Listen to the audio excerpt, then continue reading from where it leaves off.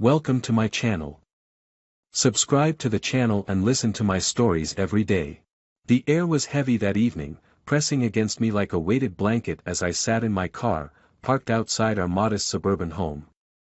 The glow of streetlights spilled across the hood, flickering as the leaves of the oak trees swayed gently.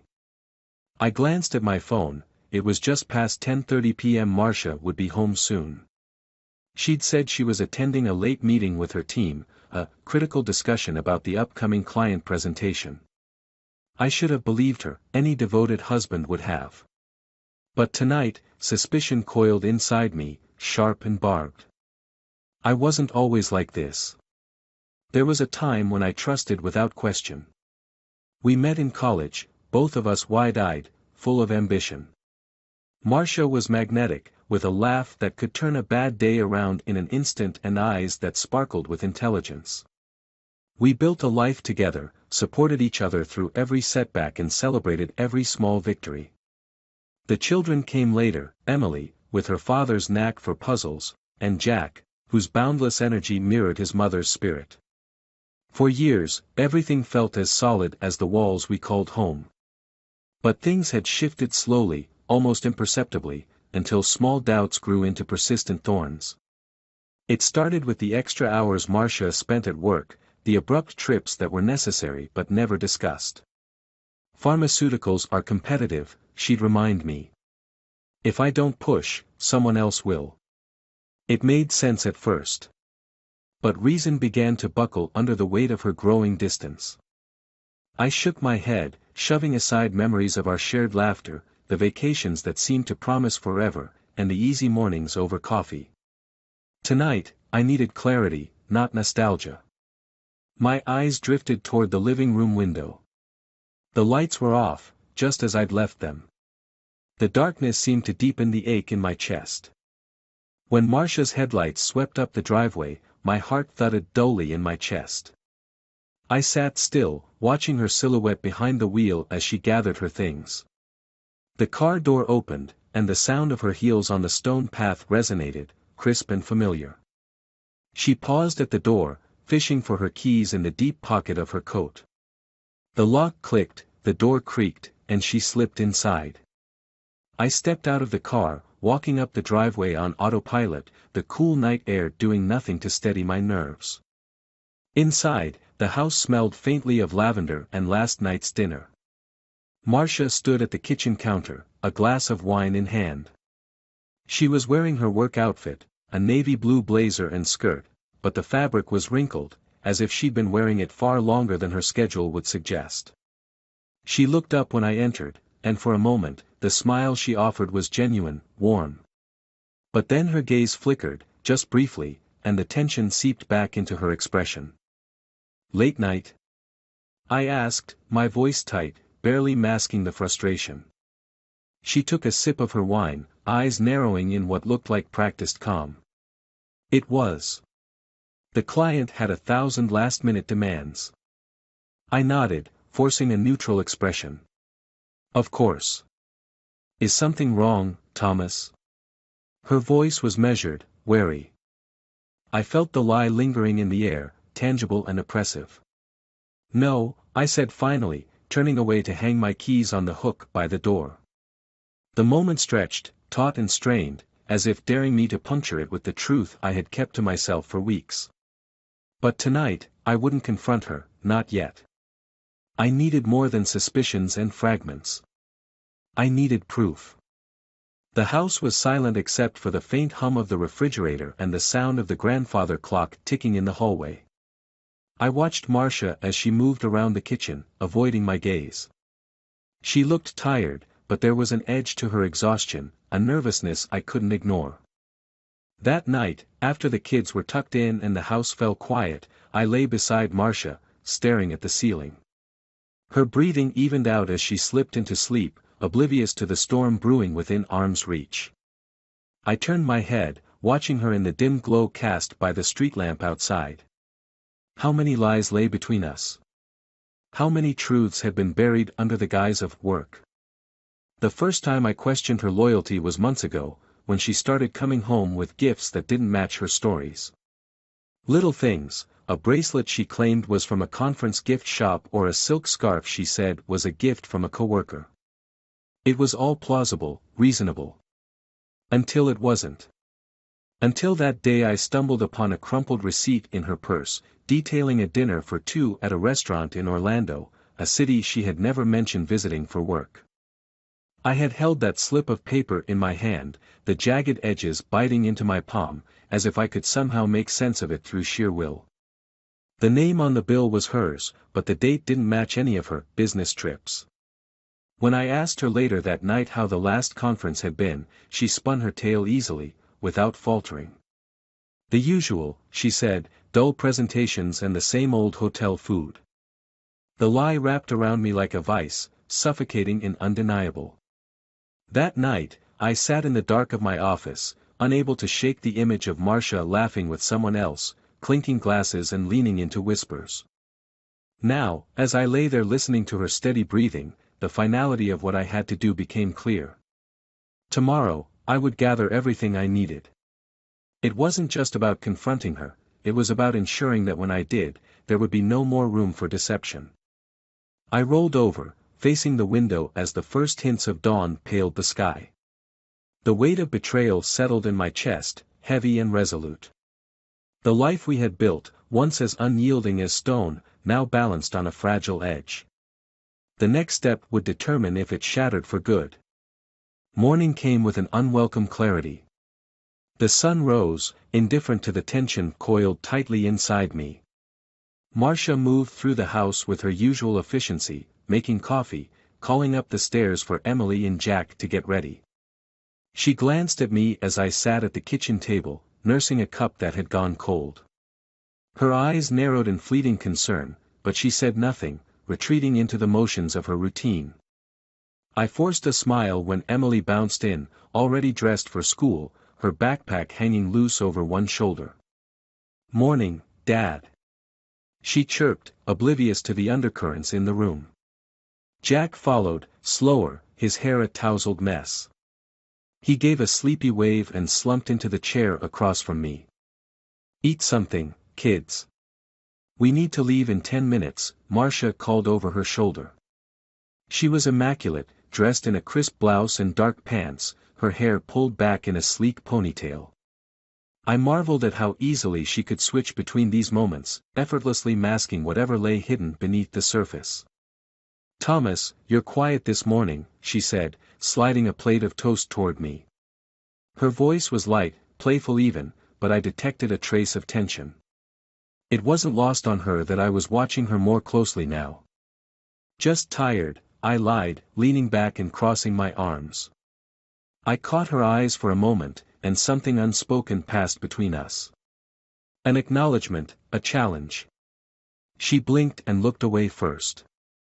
After the school drop-off and a silent drive back home, Marcia rushed to grab her laptop and purse, mumbling something about an early meeting. I nodded absently, the gears in my mind already whirring. The moment the front door clicked shut behind her, I sprang into action. Upstairs, I opened the desk drawer where she kept her work planner. Flipping through it, I saw neatly jotted appointments, reminders of virtual meetings, nothing out of place. But it was too tidy, too perfect. I knew I needed to dig deeper. I glanced at the clock, an hour before I had to log in for work. Enough time to do what I had been putting off for too long. Sitting down at my computer, I pulled up our shared phone bill. My hands trembled slightly as I scrolled, the weight of what I might find pressing down on me. The list of outgoing calls and text logs blurred as I sifted through the data until a pattern began to emerge, a number with a Virginia area code, appearing far too frequently, at odd hours. My pulse quickened as I entered the number into a reverse phone lookup. Nothing. Just a vague note indicating it was a VoIP line. Anonymous, easily disposable. My mouth went dry. Whoever she was communicating with was taking steps to remain hidden. I closed my eyes, trying to steady my thoughts. I could still turn back, chalk this up to paranoia. But the evidence was already piling up in a way that couldn't be ignored. I needed more, so I opened her laptop, which she sometimes left logged in on the shared home network. I felt like a spy in my own life, the boundary between love and betrayal slipping away with every keystroke. A few clicks brought up her email. The work inbox was ordinary, filled with client requests and meeting notes. But buried in the drafts folder, I found an unsent message. My breath hitched as I read the first line. Last night was incredible. I needed that more than you know. There was no recipient, no name, just the message staring back at me like a challenge. I exhaled shakily, pushing myself away from the desk. It was there, the confirmation I dreaded. But anger, cold and clear, cut through the fog of shock. I had to be smart about this. Emotional outbursts could backfire. I remembered a conversation with a friend who had been through something similar. He'd told me, you need proof, not just suspicion. Otherwise, they'll twist it around, make you doubt yourself. He was right. Later that afternoon, I placed a call to a private investigator whose services I had looked up but never dared to contact. His voice was calm, professional, as he explained the options available. A discreet observation period, he said. We'll keep track and gather evidence. I felt a mix of shame and relief as I agreed. When Marcia came home that evening, she was her usual self, flitting between helping Emily with homework and chatting about the day's office gossip. I watched her, noticing the way her eyes darted away when they met mine, how she leaned into small, practiced smiles but never fully relaxed. For a brief second, she caught me looking and her brow furrowed. Thomas? Everything okay? Yeah, I replied, too quickly. Just a long day. The next few days blurred together in a monotonous routine. I forced myself to act as if nothing had changed, though every minute that passed seemed to stretch into an eternity. When Marcia left for her next business trip, the tension in my chest coiled tighter. The investigators' updates came in bursts, photos, timestamps, locations that confirmed what I already feared. The photos, grainy yet damning, showed her in an unfamiliar city, sitting at a candlelit table across from a man I didn't recognize. Their bodies leaned close, hands touching across the table. The moment seemed surreal, as if it belonged to someone else's nightmare. But it was mine. The final straw came one night when the kids were asleep and I sat in the living room, staring at a photo sent by the investigator. Marcia, smiling, carefree, her head tilted toward the man beside her. The caption read simply, "Dinner in Orlando, 8:45 p.m. I dropped my phone, the thud echoing in the silence. My heart thudded against my ribs, every pulse drumming in rhythm with the storm in my mind. I knew then that the confrontation was inevitable. But it wouldn't be a mere outburst of anger. This time, it would be measured, precise, a moment that would determine the future for me, and for the life I had once built on trust. I didn't sleep that night. The living room was dimly lit by the faint glow of street lamps, casting long, jagged shadows on the wall. The clock ticked relentlessly, a cruel reminder that time marched on, indifferent to my turmoil. The weight of the truth sat on my chest, pressing down with a suffocating finality. Marcia's betrayal was no longer a phantom lurking in the corners of my doubt, it was now tangible, documented, undeniable. The next morning, I watched her prepare for her day, moving through the kitchen with the practiced ease of someone who believed her world was secure. The kids ate their breakfast, chatting about their plans at school. Marcia laughed at Emily's story about her science project, a sound that used to warm me now felt hollow, like an echo of a life that was slipping from my grasp. I'll be late tonight, Marcia said, not meeting my eyes as she gathered her things. Big project deadline. I nodded, unable to trust my voice. She gave a half smile before heading out the door, the click of her heels fading down the driveway. I stood at the window, watching her drive away, the car a blur as it disappeared down the street. After dropping the kids at school, I returned home and sat at the dining table, staring at the folder of evidence from the private investigator. Photos, timestamps, emails, each one a shard of glass cutting into my resolve. The betrayal had taken root deep, and it wasn't just the act itself but the deception woven into the fabric of our daily lives. Every kiss goodbye, every shared laugh over dinner, now felt like an elaborate performance. I called a lawyer I had found during a sleepless night of research. His voice was level and reassuring, outlining the steps I needed to take to protect myself and the kids. It felt surreal, planning for the end of a life I'd once vowed would last forever. As we talked, I felt a flicker of guilt. But the anger was stronger, a current that surged beneath my skin, feeding my resolve. That evening, I went through the motions. The kids were home, their laughter a temporary balm. We played a board game, and I forced myself to smile when Jack managed a clever move that even caught Emily off guard. But every glance at the clock tightened the knot in my chest. When Marcia finally came home, it was past 11 p.m. I heard the soft click of the front door and the rustle of her coat as she hung it up. The familiar clink of her keys dropping into the bowl on the side table grated against my nerves. I stood in the kitchen, the only light coming from the open refrigerator, casting a sterile glow across the room. "Hey," she said, startled to find me there. "You're up late." "I couldn't sleep," I replied, my tone carefully neutral. She sighed, setting her bag down on the counter. "Me neither. The project's a mess, and everyone's stretched thin." The lie slid from her lips so smoothly that for a moment, I questioned everything. Was it possible that I was overreacting? But the flash of doubt died as quickly as it came. I'd seen the photos, read the messages.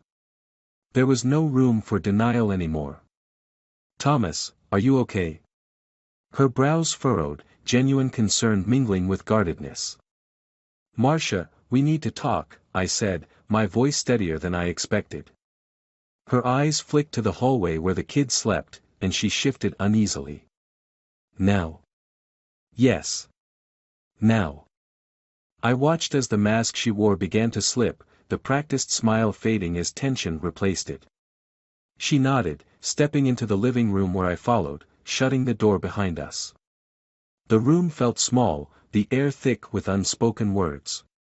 She stood by the window, her arms crossed defensively. "What is this about, Thomas?" she asked, feigning ignorance. The flicker of guilt, the widening of her eyes, she knew. I placed the folder on the coffee table between us. Her eyes darted to it, then back to me, wide and unblinking. "Go ahead," I said quietly. "Open it." She reached out hesitantly, fingers trembling as she flipped it open. The silence stretched as her eyes scanned the contents, a photo of her at a table with that man, the email drafts she never sent, the records of calls to the anonymous number. Her face drained of color. She looked up, her mouth opening and closing like she was gasping for air but couldn't find the words. "Thomas, it's not what you think," she began, the tremor in her voice betraying her. I cut her off, the anger that I had held back now spilling over. Don't insult me with lies. Not after this." Tears filled her eyes, and for a moment, I felt a twinge of pain. This was the woman I had built a life with, the mother of my children. But the betrayal overshadowed it all, turning that sympathy into bitterness. She reached out, but I stepped back, the distance between us more than just a few feet. "Why?" I asked, my voice breaking. Her face crumpled, tears streaming down her cheeks. "I was lonely," she whispered. "I felt trapped in this cycle. Work, home, the kids, and you were always busy, always preoccupied. I needed something." "Something?" I echoed, a cold laugh escaping me. "Something that wasn't me." "It wasn't supposed to go this far," she said, desperation edging into her tone. "It was a mistake, Thomas. A horrible, terrible mistake. A mistake that spanned years," I shot back, gesturing at the evidence. "Don't diminish it. Don't lie to my face." The tears came harder, her body shaking as she slumped into the chair. The sight of her like that, a wreck of guilt and shame, would have broken me once. But now it only hardened the resolve I had built. I turned away, unable to look at her any longer. "I'm filing for divorce," I said. The words hung in the air, heavy and final. She sobbed, the sound hollow, defeated. But I didn't stay to listen. I walked out of the room, leaving her with the echoes of choices made and the life that was now irreversibly changed. The days that followed were a blur of legal meetings and whispered conversations. The kids sensed the tension, their bright eyes shadowed with unspoken fears. Marcia and I moved around each other like ghosts, the silence between us thicker than any argument. She slept in the guest room now, the door closed like a barrier between her world and mine. Each night, I sat by the window, watching the glow of the street lamp as it painted fleeting patterns on the dark walls, trying to find peace in the emptiness. One evening, Emily came to me, a book clutched in her small hands. "Dad, will you read to me?" she asked, her voice hesitant, fragile. I glanced at the book, one we'd read dozens of times, but now it felt as if I was holding a piece of a life that had already slipped away. "Of course, sweetheart." I patted the spot next to me on the couch, and she climbed up, curling into my side. As I read, the words felt distant, mechanical, but Emily's head nestled against my chest grounded me in the moment. When I glanced down, she was already asleep, her small face peaceful. I wished I could hold on to that innocence, shield her from the storm that was about to come. Marcia lingered in the doorway, watching us. Her eyes, swollen and red-rimmed, held a mix of longing and regret. She moved as if to step forward, but I shifted, a silent reminder that whatever bridge had connected us was now gone. She nodded, understanding, and slipped back into the shadows of the hallway. The next morning, I woke to an unfamiliar silence. The air felt colder, heavier. I padded down the hall to find Jack sitting at the dining table, his cereal untouched. His gaze was distant, unfocused. "Where's Mom?" I asked, a sharp edge of worry slicing through my voice. Jack shrugged, but his lower lip quivered. "She said she was going out early." The clock on the wall read 8:30 a.m. too early for errands. My stomach knotted as I reached for my phone, but there were no missed calls, no messages. An icy dread settled over me, whispering fears I didn't want to acknowledge. "Stay with your sister," I told Jack, trying to keep my voice steady. "I'll be back soon." The drive to Marcia's usual haunts was frantic, a blur of turns and red lights that barely registered. The coffee shop she frequented, the grocery store parking lot, empty. I felt the panic clawing at my chest as I dialed her number, each unanswered ring driving the fear deeper. Then, I spotted her car parked at the edge of the old bridge, the one that overlooked the river where we used to bring the kids to feed the ducks. My heart thudded painfully as I pulled over and rushed toward it.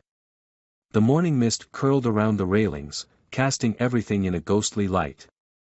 Marcia stood by the edge, her back to me, arms wrapped tightly around herself. The wind caught her hair, pulling it away from her face. She didn't turn when I called her name, my voice breaking the silence like shattered glass. "Marcia, what are you doing?" I asked, struggling to keep the panic from surfacing.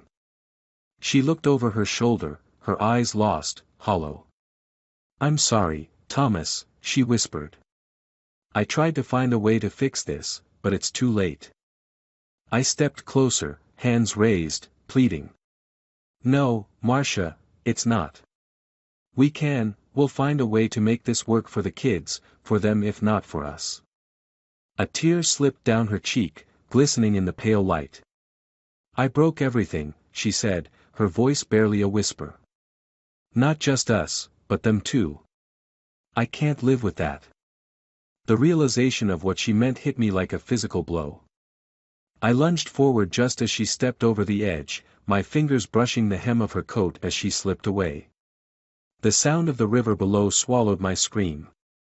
The rest unfolded in flashes, the water's dark surface, the police sirens wailing, the desperate shouts of first responders. They pulled her from the water, limp and lifeless, her hair plastered to her face. The world blurred as I fell to my knees, the sharp sting of the asphalt biting through my jeans. The days after felt like drifting in a fog. The house was suffocating, filled with echoes of laughter that now felt like cruel memories. The kids asked questions I couldn't answer, their eyes searching mine for comfort I no longer had to give. I sat by the window every night, staring into the dark, wondering where it had all gone so wrong, how love and betrayal had intertwined to bring us here. Marcia's absence was a wound that didn't heal, a reminder that sometimes, there is no redemption, no neat ending. Just the jagged, painful truth that not all stories of betrayal end in revenge or resilience. Some end in silence, in a void that echoes through the rooms of a once happy home, leaving behind only shadows and regret.